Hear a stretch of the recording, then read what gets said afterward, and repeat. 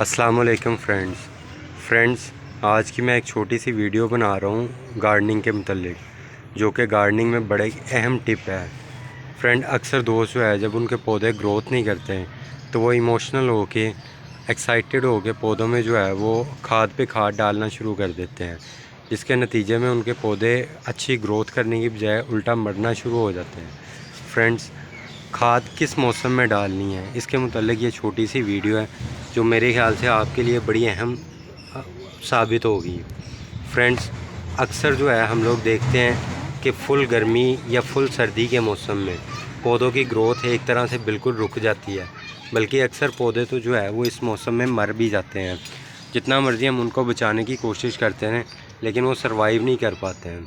तो फ्रेंड्स, इसलिए जो है वो उस मौसम में हमें पौधों को खाद जो है वो देने की बिल्कुल कोशिश नहीं करनी चाहिए, बल्कि वो ऐसा मौसम होता है कि जिस मौसम में हमने सिर्फ पौधों को पानी भी उतनी मिक़दार में देना होता है जितनी उसकी ज़रूरत हो।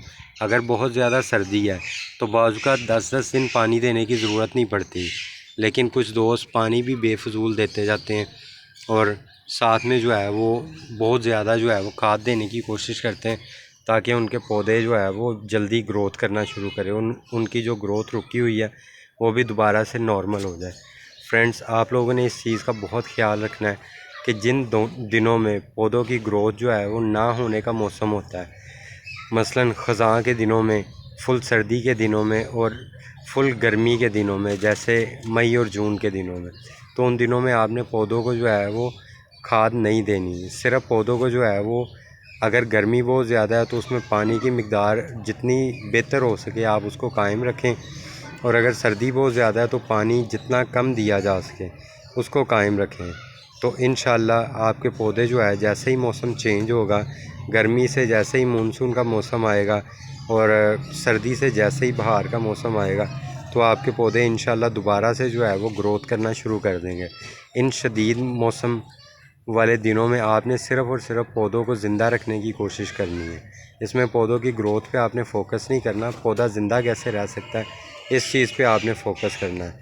और अगर आप इंशाअल्लाह इस चीज़ पे फ़ोकस करेंगे तो आपके पौधे ज़िंदा भी रहेंगे, और जैसे ही मौसम उनके माहौल के मुताबिक होगा, उनकी एटमॉस्फेयर उनकी तबीयत के मुताबिक बनेगा, तो वो फ़ौरी तौर पे ग्रोथ भी बहुत अच्छे अंदाज में करना शुरू कर देंगे।